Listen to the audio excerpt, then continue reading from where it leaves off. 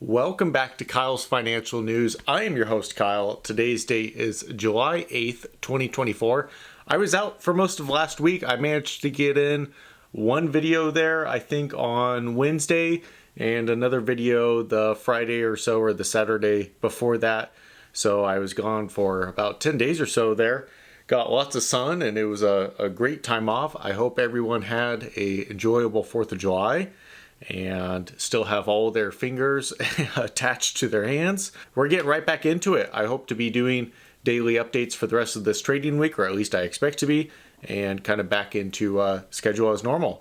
So the S&P 500 is now up 1.7% for the month of July, breaking new highs consistently for numerous sessions now.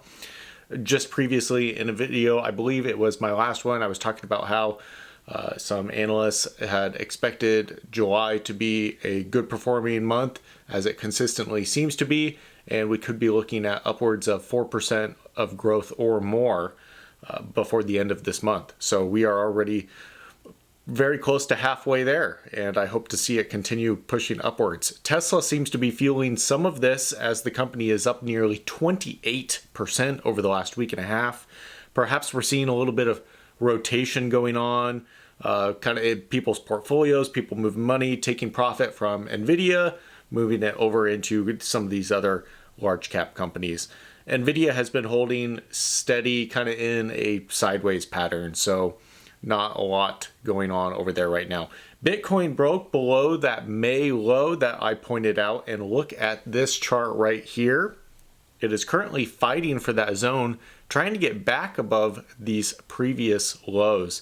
If it cannot recover from this zone, then it might be on the move towards the low for the year to date, and not too far beyond that is the 200 weekly moving average, and that's that blue line down there towards the bottom. Now, I briefly want to touch on the data that came out last Friday. Unemployment no longer holding that streak for being at or below 4%. No, it is now at 4.1% and climbing for the 4th to 5th month solid in a row now. The bad news is, well, unemployment is going up. The good news is, this is the type of data that we're looking for when evaluating what might the Federal Reserve be thinking in terms of fiscal policy going forward.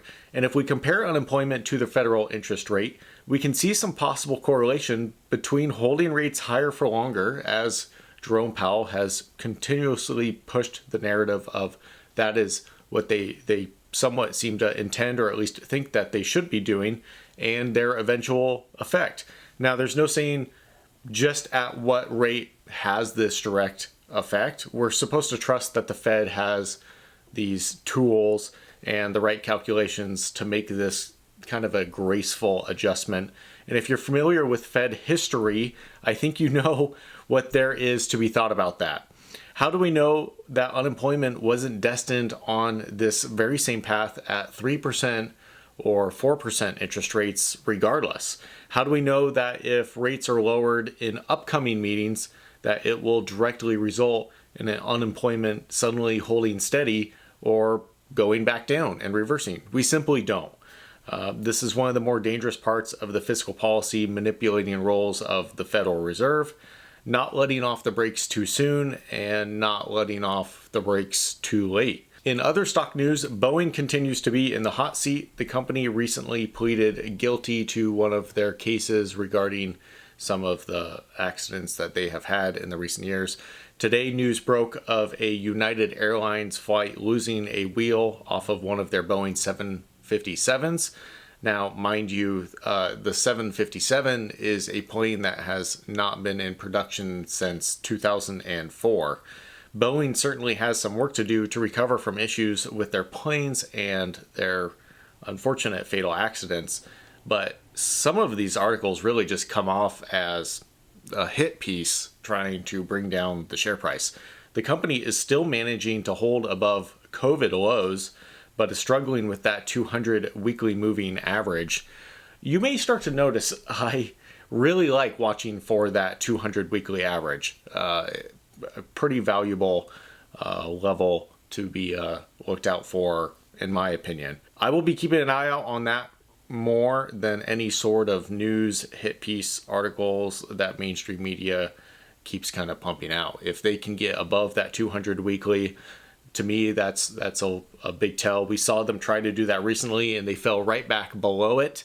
So perhaps that is maybe the sign that we should be looking for as it approaches again here. In an article by Reuters, Morgan Stanley's chief investment officer says that a 10% drop in the S&P 500 before elections in November is, quote, highly likely, adding that the average company has not had good earnings and that the nearly 17% gain the S&P 500 has had to date can be attributed to the growth of a small number of companies.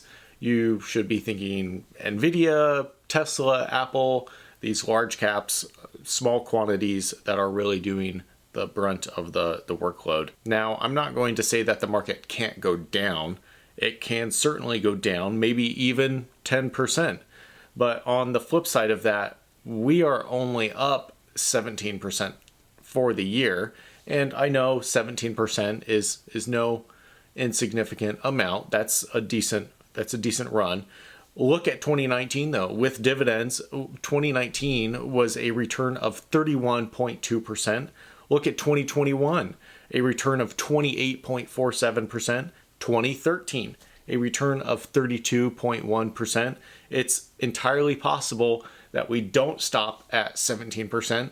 And let's just for fun, just to humor me, let's take in the calculation of July being a regular, as expected, great July. And if we're supposed to have 4%, so then we're looking at least getting up to 19% before maybe even having that 10% downturn. So how much more are we going to potentially run? When is the market going to turn over for elections? How much is it actually going to turn over for? Are you going to be waiting for that 10% exact dip before you re-add to your position and average down on your index funds and whatnot? Of course, always have money on the sidelines to take advantage of opportunities. That is my opinion on that. But I certainly don't want to be one that sold off a large portion of my portfolio just because some CIO of Morgan Stanley, who manages their own investment fund, might have to benefit from me participating in the selling and the depreciation of assets so that they can jump in at negative 9.9% and run it all the way back up. I would rather just be in the market consistently throughout the entire amount of time.